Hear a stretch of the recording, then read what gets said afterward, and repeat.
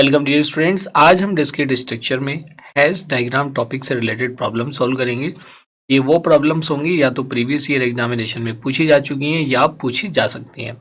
जैसे कि आप अपनी स्क्रीन पे देख पा रहे हो, इस टॉपिक से रिलेटेड 3 डिफरेंट टाइप की प्रॉब्लम्स पूछी जाती हैं जो कि लर्निंग आउटकम की फॉर्म में आपकी स्क्रीन पे लिस्टेड है। इन्हीं लर्निंग आउटकम्स को हमने लर्निंग मॉड्यूल में भी अचीव किया था। जैसे फर्स्ट है डिस्क्राइब द कंपोनेंट्स ऑफ पॉसेट। इसमें आपने वेरियस कंपोनेंट्स को स्टडी करा था, जिसमें आपने minimal element, maximal element, least upper bound, greatest lower bound, ये सारे कंपोनेंट्स उसमें डिस्कस किए थे। सेकंड में डिस्क्राइब द हैश डायग्राम, जिसमें हमने देखा था कि किसी भी पॉसेट का जो ग्राफिकल रिप्रेजेंटेशन है उसको हम क्या बोलते हैं, हैश डायग्राम। इसमें हमने ये भी देखा था कि हैश डायग्राम को ड्रॉ करने के कौन कौन से रूल्स हैं, तो जिसमें हमने 5 डिफरेंट रूल्स को डिस्कस किया था। तो आई होप कि आप उन्हें रिकॉल कर पाएंगे। अब इसकी प्रॉब्लम हम सॉल्व करने जा रहे हैं। थर्ड लर्निंग आउटकम में draw the hash diagram and find its maximal, minimal, first and last element. तो अगर मैं इसकी बात करूं तो इसको भी हम लर्निंग मॉड्यूल में अचीव कर चुके हैं, लेकिन यहाँ पे हम उन प्रॉब्लम को डिस्कस करेंगे या तो प्रीवियस ईयर एग्जामिनेशन में पूछी जा चुकी है या वो पूछी जा सकती है। तो आइए देखते हैं फर्स्ट प्रॉब्लम जो प्रीवियस ईयर एग्जाम में पूछी जा चुकी है। देखिए फर्स्ट प्रॉब्लम है जो आपकी स्क्रीन पर लिस्टेड है। Determine all maximal and minimal elements, greatest and least elements. इसको और दूसरा क्या, upper bounds and lower bounds of A and B, C and D. तो कई केस में वो जो गिवन हैश डायग्राम है वो उस हैश डायग्राम के सारे एलिमेंट के लोअर बाउंड अपर बाउंड भी पूछ सकता है, उसका एज एंटायर भी पूछ सकता है। तो क्वेश्चन किसी भी फॉर्म में एग्जामिनेशन में पूछा जा सकता है। आइए स्टार्ट करते हैं वन बाय वन। सबसे पहले आप क्या लिखेंगे, आंसर क्वेश्चन नंबर 1। इसके फर्स्ट पार्ट को डिस्कस करते हैं, all maximal and minimal elements. तो अगर हम इसके मैक्सिमल एलिमेंट की बात करें, the first part is maximal elements.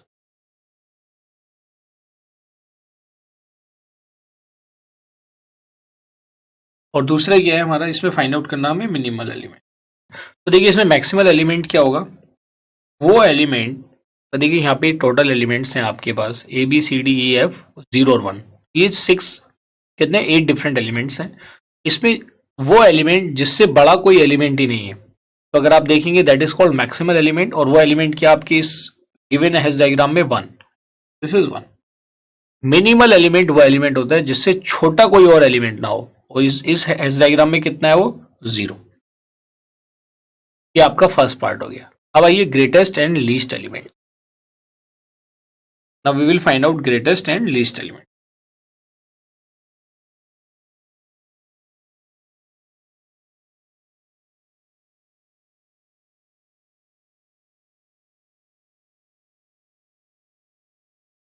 Greatest element and least element. तो अगर मैं ग्रेटेस्ट एलिमेंट या लीस्ट एलिमेंट की बात करता हूं तो देखिए यहाँ पे क्या आएगा। ग्रेटेस्ट एलिमेंट को आप ऐसे समझ सकते हैं, ग्रेटेस्ट का ही मतलब क्या होगा, मैक्सिमल एलिमेंट से बेसिकली यहाँ पे ऑब्जेक्टिव है इसमें सबसे बड़ा एलिमेंट कौन सा है, तो वो भी यहाँ पे क्या आएगा 1। और लीस्ट का मतलब जो छोटे से छोटा एलिमेंट है वो इसमें क्या है 0। अब आते हैं, बात करते हैं upper bounds and lower bounds की। ए बी और सी डी उसने पेयर दिए हुए हैं, ए बी का लोअर बाउंड और अपर बाउंड क्या होगा और सी डी का अपर बाउंड और लोअर बाउंड क्या होगा। तो जो थर्ड केस है, हमें जो गिवन पेयर है,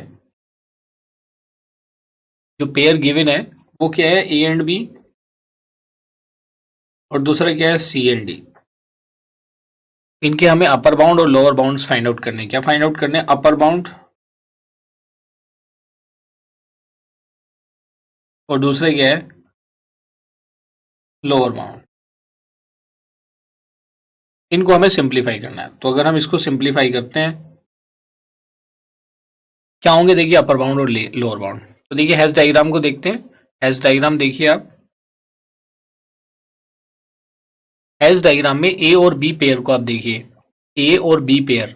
तो ए और बी पेयर में जो इसका अपर बाउंड होगा, ए और बी को ज्वाइन कहाँ पे हो रहा है, एफ पे हो रहा है। तो ए और बी का जो अपर बाउंड होगा वो क्या हो जाएगा एफ। सिमिलरली ए और बी का जो नीचे मिल रहे हैं, that is meeting point A और बी का कहाँ है 0 है, तो इसका लोअर बाउंड क्या हो जाएगा 0। मतलब आप ऐसे समझ सकते हैं जो ज्वाइनिंग पॉइंट है जो अपवर्ड डायरेक्शन में, दैट इज ज्वाइनिंग पॉइंट। ये लेटेस्ट जब डिस्कस करेंगे आगे, जो हम फर्दर टॉपिक करेंगे तो उसमें और चीजें क्लियर हो जाएंगी। जहाँ पे ज्वाइनिंग पॉइंट है उसको हम क्या बोलेंगे अपर बाउंड, और जो नीचे मीटिंग पॉइंट है उसको हम क्या बोलेंगे, लोअर बाउंड। तो ये आपने देख लिया, ए और बी जहाँ ज्वाइन कर रहे हैं वो एफ है, और ए और बी जहाँ पे मीट कर रहे हैं वो आपका 0 है।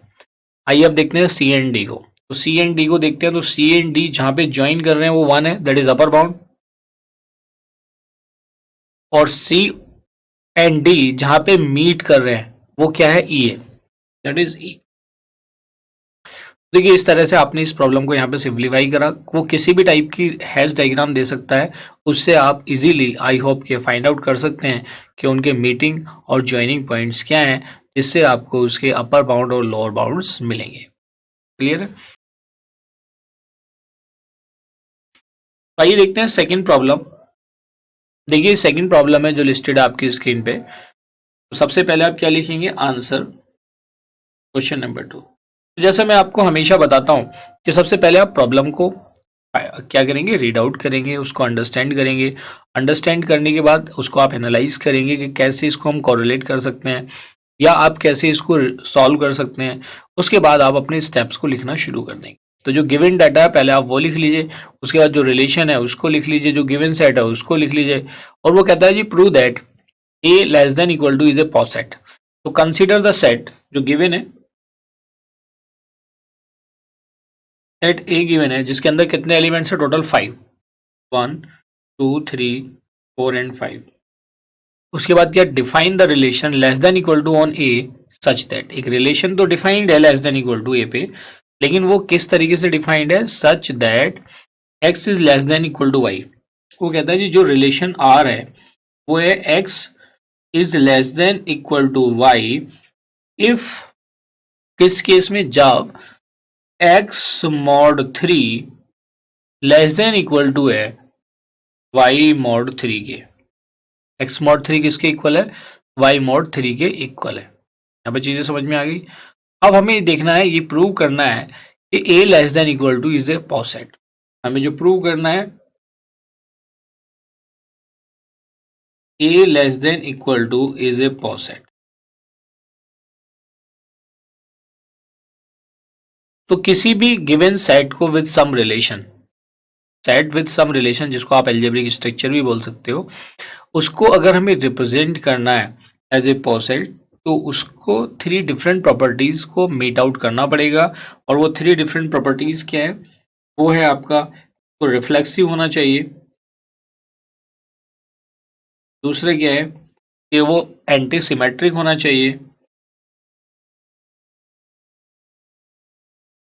और तीसरा क्या है कि वो ट्रांजिटिव होना चाहिए। क्या होना चाहिए, ट्रांजिटिव। क्या होना चाहिए, ट्रांजिटिव होना चाहिए। ए की वैल्यू गिवन है 1 2 3 4 5 और ये रिलेशन गिवन है। तो देखिए पहले तो ये मॉड को आपको समझना पड़ेगा। ये मैं यूजुअली स्टूडेंट को मोस्ट ऑफ द टाइम यही बताता हूँ कि मॉड में बच्चे हमेशा कंफ्यूज होते हैं। देखिए यहाँ पे आप अगर समझेंगे तो जो मॉड है, मॉड को हम बोलते हैं मॉड्यूलो भी बोलते हैं। और मॉड्यूलो का मतलब क्या होता है, ये रिमाइंडर ऑपरेटर है basically, this is the reminder operator. और रिमाइंडर ऑपरेटर का यूटिलाइजेशन हम क्यों करते हैं, to find out the reminder obviously. तो और इसकी अपनी प्रॉपर्टी होती है कि it operates only with integers. किसके साथ ऑपरेट करता है, ये ओनली इंटीजर्स के साथ ऑपरेट करता है, फ्लोटिंग पॉइंट वैल्यूज के साथ ऑपरेट नहीं करता है। अब मैं कहता हूं ये जो मेरे पास सेट है, इसका कोई एलिमेंट एक्स होगा, कोई एक एलिमेंट वाई होगा। अब देखिए अगर मैं इस सेट के सारे एलिमेंट का मॉड 3 फाइंड आउट करता हूं, मेरे पास जैसे ये सेट है, जो गिवन सेट है, गिवन सेट अगर मैं मॉडुलो ऑपरेटर परफॉर्म करता हूं, क्या परफॉर्म करता हूं मैं, मॉडुलो ऑपरेटर, तो क्या मिलेगा, 1 mod 3 is equal to 2 mod 3 is equal to 3 mod 3 is equal to 4 mod 3 is equal to 5 mod 3 is equal to क्या की वैल्यू। अब देखिए जब 1 को हम 3 से डिवाइड करेंगे, क्योंकि न्यूमरेटर की वैल्यू लेस देन डिनोमिनेटर है, तो हमेशा क्या रिजल्ट आएगा, न्यूमरेटर। क्यों आएगा, मान लिया आपके पास 1 है, 1 को आपने 3 से डिवाइड किया, तो ये 0 टाइम जाएगा, क्योंकि डेसिमल पॉइंट तो लगेगा नहीं, 0 टाइम जाएगा, 3 इंटू 0 क्या हो जाएगा, 0, रिमाइंडर क्या आएगा 1। सिमिलरली आप 2 मॉड 3 लिखेंगे, 2 मॉड 3 की वैल्यू कितनी आ जाएगी, 2, 3 मॉड 3 की वैल्यू क्या हो जाएगी, 0, 4 mod 3 की वैल्यू क्या आएगी 1, इसमें तो सिंपल 1 डायरेक्टली है। फिर 5 mod 3 की वैल्यू कितनी आएगी 2। तो आपके जो रिमाइंडर इस सेट से मिलेंगे mod 3 करने के बाद, तो मॉडुलो की जो वैल्यू आएगी, चाहे मैं x मॉडुलो 3 करूं या y mod 3 करूं, तो दोनों की वैल्यूज क्या आएंगी 0 1 2। तो आपने यहाँ पे देखा कि अगर मैं x mod 3 फाइंड आउट करता हूं या मैं y mod 3 फाइंड आउट करता हूं, जिसमें x एंड y दोनों के दोनों बिलोंग करते हैं सेट ए को, तो इनकी जो मेरे पास मॉडलों के बाद वैल्यू आती है वो कहते हैं 0 1 और 2, ये वैल्यूज आती हैं यहाँ पे। अब आइए अब एक एक प्रॉपर्टी को हम देखते हैं। फर्स्ट प्रॉपर्टी क्या है, रिफ्लेक्सिव। First is reflexive.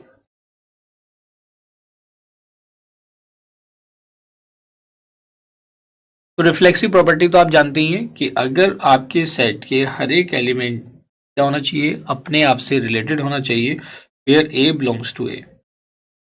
तो अगर मैं इस सेट में देखता हूं, देखिए मैं अगर 1 कहता हूं 1 is related to 1, that's true. अगर मैं इस रिलेशन को भी सेटिस्फाई करता हूं जो हमारा लेस देन इक्वल टू है मॉडुलो के साथ में है, मेरे पास एक एलिमेंट 1 है, मैं x जिसको मैं कहता हूं कि मेरे पास x है, वो भी 1 मॉडुलो 3 में से भी 1 प्रोड्यूस करता है, और सपोज करो y भी 1 है, वो भी क्या रिप्रेजेंट करता है 1 ही प्रोड्यूस करता है, तो 1 मॉडुलो 3 से वो भी 1 प्रोड्यूस करेगा, तो इसमें रिलेशनशिप आ जाएगी 1 is less than equal to 1। ये तो आप समझ रहे हैं नहीं समझ रहे हैं। सिमिलरली अगर मैं 2 के साथ करता हूँ, 2 mod 3 अगर आप करेंगे तो 2 ही आएगा। सिमिलरली y में भी अगर 2 है, क्योंकि सेम एलिमेंट अपने आप से रिलेटेड है, तो भी 2 ही आएगा, तो 2 लेस देन इक्वल टू 2। तो आप देखेंगे कि जितने भी मेरे ये एलिमेंट्स हैं, 1 is related to 1 on the given relation. Keep in your mind we have to check these properties, these three different properties of a set with the relation. 1 related to 1 भी हो गया, सिमिलरली 2 रिलेटेड टू 2 भी है, 3 related to 3 भी है, 4 related to 4 भी है, and 5 related to 5 भी है। ज़्यादा क्लियर है। आइए रिफ्लेक्सिव के बाद हम देखते हैं नेक्स्ट प्रॉपर्टी क्या होती है, एंटी सिमेट्रिक।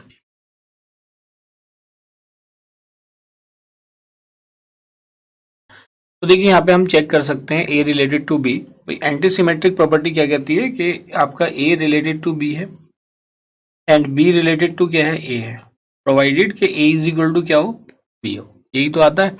तो ये फॉर एनी एलिमेंट्स, किसकी बात कर रहे हैं, we are talking for any element, या और you can say any pair.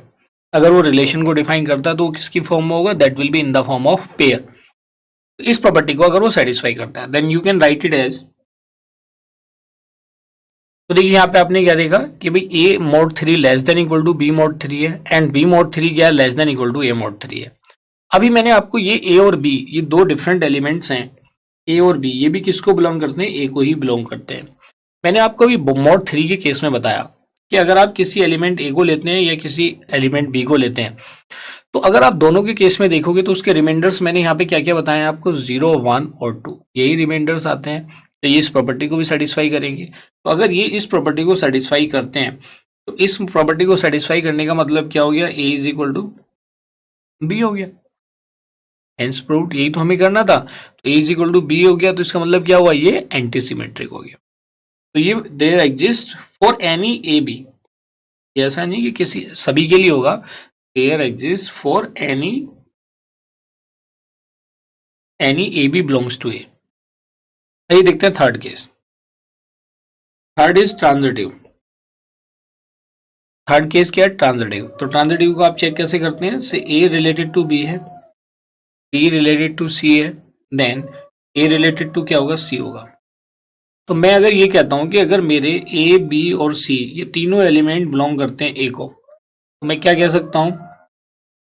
तो देखिए यहाँ पे हमने देखा ए mod 3 क्या होगा, लेस देन इक्वल टू क्या होगा, बी mod 3।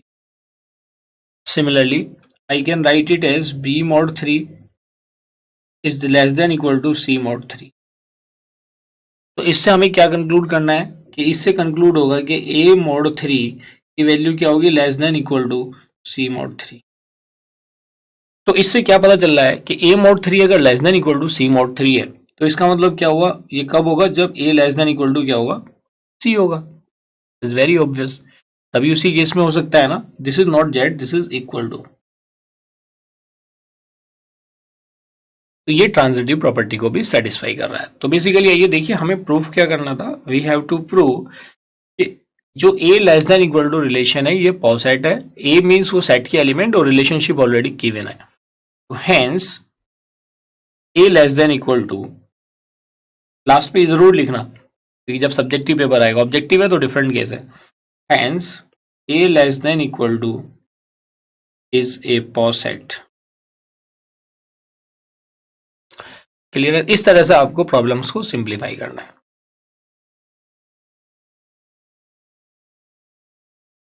आइए अब देखते हैं नेक्स्ट प्रॉब्लम। देखिए थर्ड प्रॉब्लम है जो आपकी स्क्रीन पे लिस्टेड है। क्या कहता है, consider the partially ordered set ए। और ए के अंदर क्या गिवन है, सबसे पहले वही आप लिखेंगे answer question number 3। The given poset is A is equal to 2 4 6 8। सारे इवन नंबर्स हैं with relation a less than equal to if and only if a is divisible by b। तो उसने क्या लिखा है, इसने लिखा विद रिलेशन, इसका रिलेशन दिया है, relation is a less than equal to b if and only if a oblique b का मतलब क्या हुआ, a डिवाइड्स b। इसका मतलब है a divides b for a b belong, जहां पे ए और बी किसको बिलोंग करते हैं, ए को बिलोंग, मतलब सेट के ही एलिमेंट है। इसका ऑब्जेक्टिव यही है। Show with reason whether the following statements are true और फॉल्स। ये दो डिफरेंट स्टेटमेंट दिए और हमें बताना है कि ये दोनों स्टेटमेंट हमारे ट्रू हैं या फॉल्स हैं। तो देखिए उसने पहले में क्या पूछा, every pair of elements in poset has a greatest lower bound. Second में पूछा every pair of elements in the poset has a least upper bound. तो देखिए मैं यहाँ पे आपको एक चीज बता दूं कि जो ग्रेटेस्ट लोअर बाउंड और लीस्ट अपर बाउंड वाला केस है वो हम किसके लिए फाइंड आउट करते हैं, with the help of hash diagram. Hash diagram बनाएंगे तो उससे हमें पता चलेगा कौन सा एलिमेंट हायर है और कौन सा लोअर है, क्योंकि हम डिफरेंट लेवल्स पे डिफरेंट एलिमेंट्स को फाइंड आउट करते हैं। जैसे जो कंपेरेबल एलिमेंट्स होते हैं वो आपके एक डिफरेंट लेवल पे आ जाते हैं और जो नॉन कंपेरेबल एलिमेंट होते हैं वो हमारे सेम लेवल पे आ जाते हैं। ये हमने जब हैश डायग्राम डिजाइन किया था तब भी इस चीज को लर्न किया था। उससे पहले जब मैंने आपको टोटली ऑर्डर्ड सेट कराया था तो सेट के बाद भी मैंने आपको कंपेरेबल का मीनिंग बताया था कि कंपेरेबल सेट्स क्या होते हैं। तो आइए सबसे पहले इसका हम ड्रॉ करते हैं हैश डायग्राम।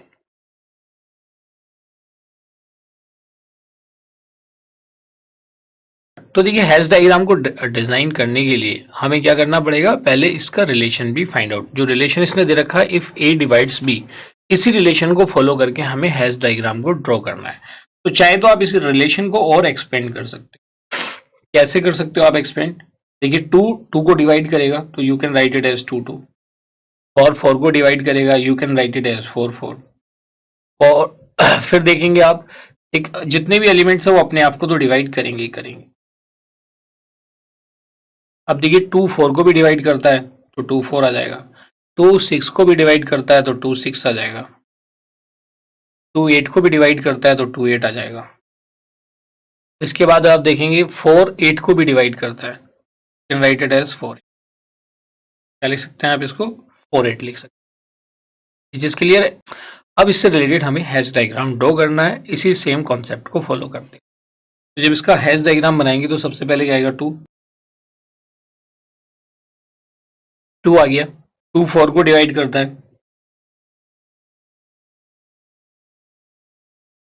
ये आ गया आपका 2 डिवाइड्स 4,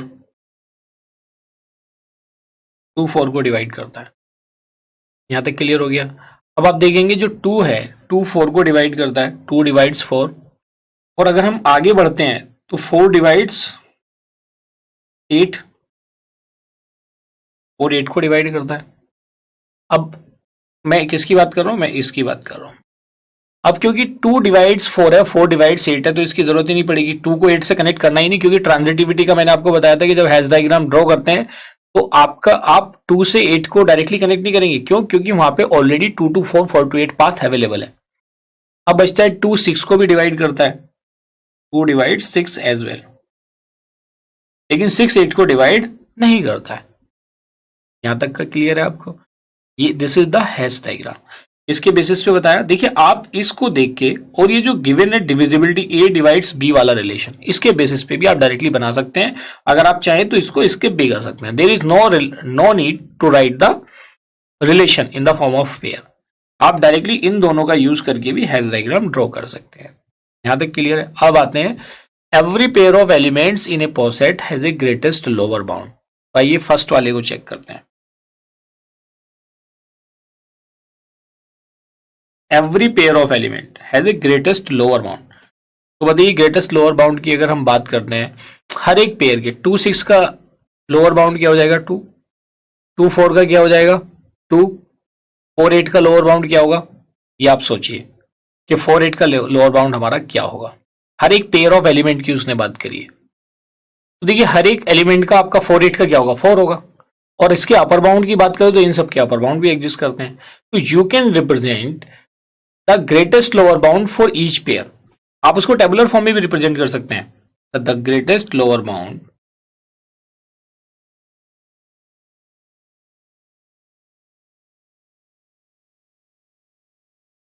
फॉर ईच पेयर।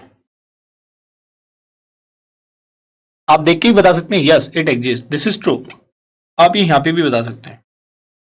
और क्योंकि अगर सब्जेक्टिव में एग्जामिनेशन में पेपर में पूछा गया है तो आप जानते हैं ग्रेटेस्ट लोअर बाउंड को हम शॉर्ट में क्या बोलते हैं जीएलबी।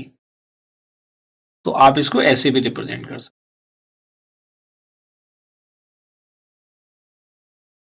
This is GLB.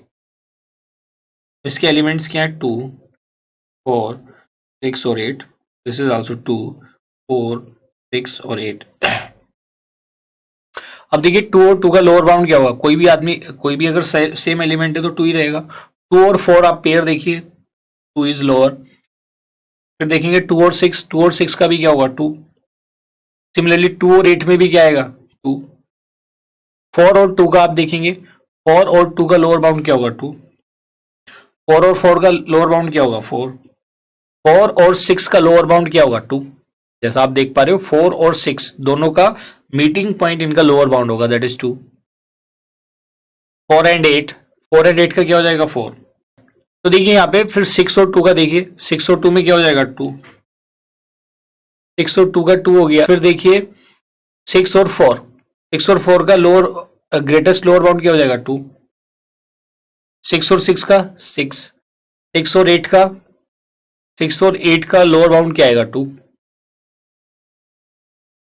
फिर आप देखिए 8 और 2 का 2, 8 और 4 का 4, 8 और 6 का 2, देन 8 और 8 का 8। तो इस तरह से आपने इन सभी के greatest lower bound find out कर लिया। तो इसका मतलब क्या हुआ, सभी पेयर ऑफ एलिमेंट का एक ग्रेटेस्ट लोअर बाउंड एग्जिस्ट करता है। Hence this statement is true. यहाँ पे कोई प्रॉब्लम नहीं है। चलिए आइए अब देखते हैं हम greatest sorry least upper bound.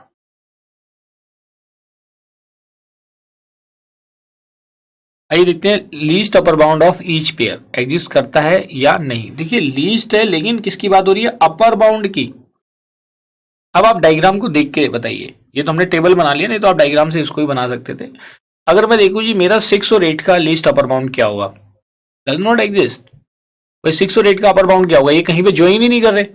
अगर 6 और 8 कहीं पे ज्वाइन कर रहे होते तो इनका अपर बाउंड एग्जिस्ट कर रहा होता। अभी ज्वाइन ही नहीं कर रहे तो there is no upper bound. Clear है। तो इसका मतलब क्या हुआ, हर एक पेयर का अपर बाउंड एग्जिस्ट नहीं करता। 2 4 का आप देखेंगे 4 हो जाएगा, 4 8 का देखेंगे तो 8 हो जाएगा, 2 6 का देखेंगे तो 6 हो जाएगा। अब मान लिया 4 और 6 का देखना है तो 4 और 6 तो कहीं ज्वाइन ही नहीं कर रहे। सिमिलरली 6 और 8 है, 6 और 8 तो कहीं ज्वाइन ही नहीं कर रहे। तो दिस स्टेटमेंट इज फॉल्स कि कुछ का तो अपर बाउंड एग्जिस्ट करता है लेकिन कुछ का अपर बाउंड एग्जिस्ट नहीं करता है। तो देखिए आप क्या लिखेंगे, there is no upper bound for 6 and 8। इसलिए हमने क्या लिख दिया इसको, फॉल्स। तो आई होप कि अगर एग्जामिनेशन में इस टाइप की कोई प्रॉब्लम पूछी जाएगी तो आप उसको सक्सेसफुली अटेम्प्ट कर लेंगे। क्लियर है। आइए अब हम देखते हैं नेक्स्ट प्रॉब्लम। देखिए हमारी फोर्थ प्रॉब्लम है जो आपकी स्क्रीन पे लिस्टेड है। इसकी प्रॉब्लम को, ये जो इसका फर्स्ट पार्ट है इसको हमने जो प्रीवियस टॉपिक का पॉसेट वाला जो इंट्रोडक्शन टू पॉसेट का प्रॉब्लम सॉल्विंग मॉड्यूल था, इसके फर्स्ट पार्ट को हमने वहां पे कंप्लीट किया था और फिर सेकंड में क्या कहता है, ड्रॉ इट्स हैश डायग्राम। लेकिन चलिए यहाँ पे मैं इसको ब्रीफ में बता देता हूँ। आपके पास एक गिवन सेट है, set A is equal two elements क्या 1 2 3 एंड 4। अब रिलेशन देखिए, मैंने वहां पे भी बताया था रिलेशन इसमें एडिशनली नहीं गिवन है, ये डायरेक्टेड ग्राफ गिवन है। इस डायरेक्टेड ग्राफ से आप रिलेशन फाइंड आउट कर सकते हैं। तो the relation is R from directed graph, R from directed graph, क्योंकि जब तक रिलेशन नहीं पता चलेगा तो आगे की कहानी नहीं बनेगी। तो R from directed graph, R is equal to क्या हो जाएगा, सभी एलिमेंट पे सेल्फ लूप है तो इसकी वैल्यू क्या हो जाएगी, 1 is related to 1, 2 is related to 2, 3 is related to 3, 4 is related to 4, सभी रिलेटेड है। फिर जो डायरेक्टेड एजेस हैं उसके लिए एक एक पेयर आ जाएगा, 3 is related to 1, 3 is related to 4, then 1 is related to 4, फिर 3 इज रिलेटेड टू 2। ये डिफरेंट पेयर्स आ गई इस रिलेशन में, यहाँ तक क्लियर है। इसका जो वेरिफिकेशन था, इसने कहा था verify that A R is a poset, verify that A R is a poset. Poset तो जानते ही आप, इस प्रॉपर्टी को सेटिस्फाई करता है rate, reflexive, antisymmetric and transitive. तो इसके लिए आप रेफर कर लेना, रेफर प्रीवियस टॉपिक टीएसएम, उसमें मैं इसको आपको सॉल्व करा चुका हूं। आइए अब हम देखते हैं यहाँ पे second, draw it's hash diagram. क्या ड्रॉ करना है, हमें हैश डायग्राम ड्रॉ करना है। ये आप जानती हैं कि हैश डायग्राम के केस में कोई भी सेल्फ लूप नहीं होता, तो इन रिलेशन का कोई मीनिंग उसमें नहीं है जो रिफ्लेक्सिव वाले हैं। यहाँ तक तो क्लियर है। अब देखिए ये जो इसमें रिलेशन है, जो इसने रिलेशन दिया हुआ है, ये डायरेक्टेड ग्राफ की ही फॉर्म में दिया हुआ है जो आपने यहाँ पे देखा है।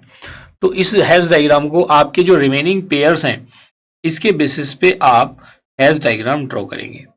तो देखिए हैश डायग्राम जो बनेगा आपका किसके बेसिस पे बनेगा, इन 4 पेयर्स के बेसिस पे बनेगा। तो इसमें आप क्या देख पा रहे हैं, जो फर्स्ट पेयर है 3 एसोसिएटेड है किसके साथ, 1 के साथ।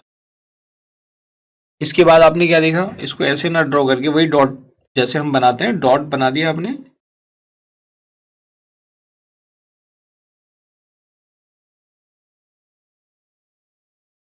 तो ये हो गया 3 और ये क्या हो गया 1। उसके बाद आपने देखा 3 इज आल्सो कनेक्टेड विद 4 और 1 इज आल्सो कनेक्टेड टू 4। आप समझ रहे, 3 is connected to 1, 1 is connected to 4, तो 3 इज कनेक्टेड टू 4 आप ऐसे भी समझ सकते हैं। तो 1 कनेक्टेड है किसके साथ, 4 के साथ।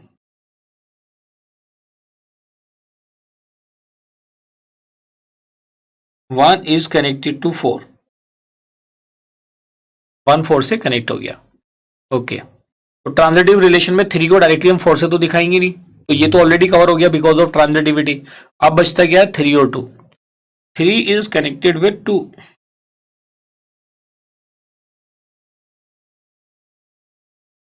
ये हमारा हैश डायग्राम के लिए हो गया। तो देखिए उसने ये तो नहीं कहा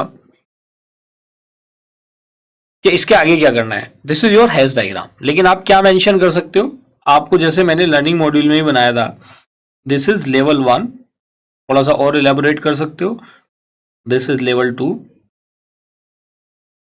एंड ये लेवल क्या होगा, दिस इज लेवल 3।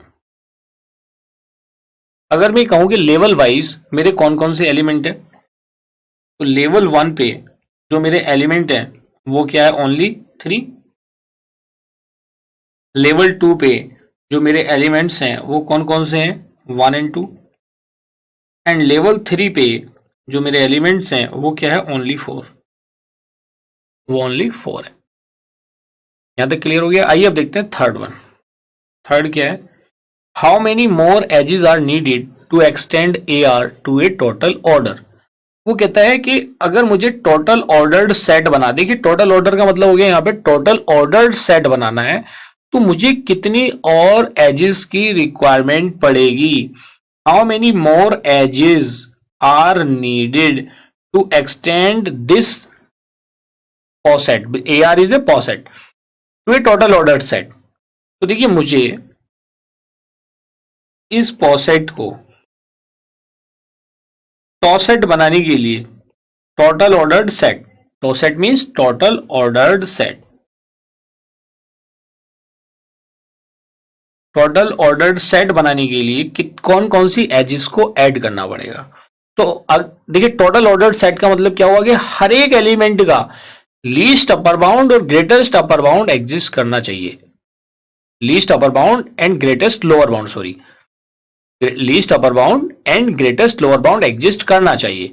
तो यहां पे अगर आप देख पा रहे हो जो हैश डायग्राम है ये पार्शियली ऑर्डर्ड है, लेकिन 2 और 4 का लीस्ट अपर बाउंड एग्जिस्ट नहीं करता है।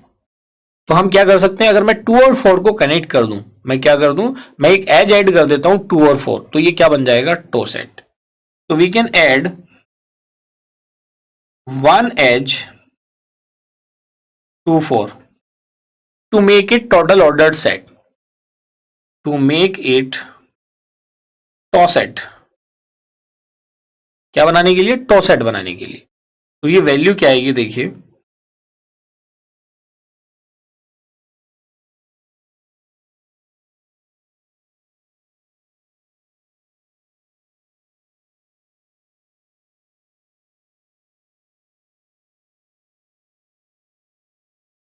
ये वैल्यू क्या हो जाएगी, ये 1 है, ये 2 है, ये 3 है और ये 4 है।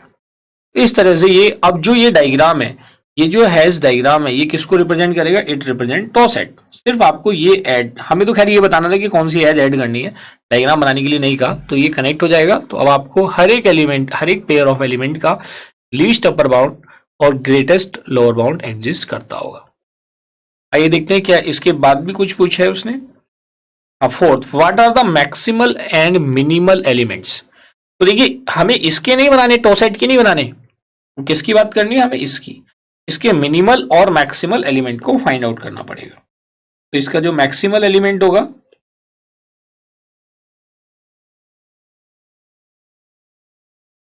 और मिनिमल एलिमेंट होगा, मैक्सिमल एलिमेंट और मिनिमल एलिमेंट। तो देखिए मैक्सिमल, मैक्सिमल तो आप जानती हैं जिससे बड़ा कोई और एलिमेंट एग्जिस्ट ना करता हो, तो इसका मैक्सिमल एलिमेंट क्या हो जाएगा, 4। इस डायग्राम को अगर आप देख रहे हैं, इस हैश डायग्राम में इससे बड़ी कोई और वैल्यू नहीं है, तो यही मैक्सिमल है।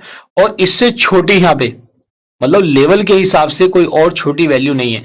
देखिए स्मॉलर वैल्यू के हिसाब से ये वैल्यू है, लेकिन लेवल के हिसाब से बच्चे यही कंफ्यूज होते हैं, वो क्या कर देते हैं, 1 को मार्क कर देते हैं minimal. No, this 3 is the minimal and this 4 is the maximal, just take over the consider the level। तो इससे नीचे और कोई एलिमेंट नहीं है, तो this is the lowest, that is minimal, और ये क्या है, हाईएस्ट है, तो ये क्या होगा, मैक्सिमल। तो आपने फाइंड आउट कर दिया 4 एंड दिस वैल्यू इज 3।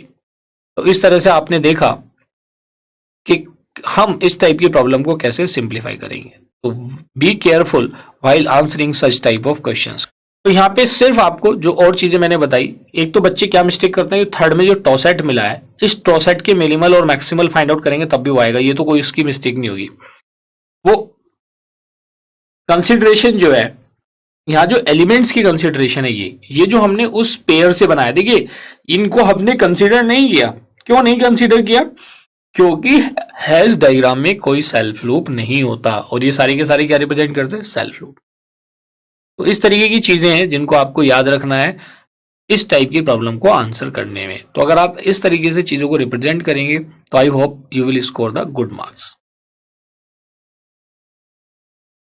तो डियर स्टूडेंट, जैसे मैंने इस पीएसएम के बिगनिंग में आपको बताया था कि इस पीएसएम से रिलेटेड इन 3 डिफरेंट टाइप की प्रॉब्लम पूछी जाती हैं, और हमने देखा भी कि इन्हीं 3 डिफरेंट टाइप की प्रॉब्लम्स एग्जामिनेशन में पूछी जा चुकी हैं। तो बस आपको वो की पॉइंट्स जो मैंने बीच बीच में बताए हैं जब प्रॉब्लम सॉल्व करी थी, आपको उन की पॉइंट्स का याद रखना है, तो फिर आपको कोई प्रॉब्लम नहीं आएगी। इवन अगर आपके ये कॉन्सेप्ट क्लियर हो जाते हैं, तो जिन एग्जामिनेशन में ऑब्जेक्टिव टाइप क्वेश्चंस पूछे जाते हैं, आप उनमें भी क्वेश्चंस को सक्सेसफुली अटेम्प्ट करेंगे and you will score the good marks.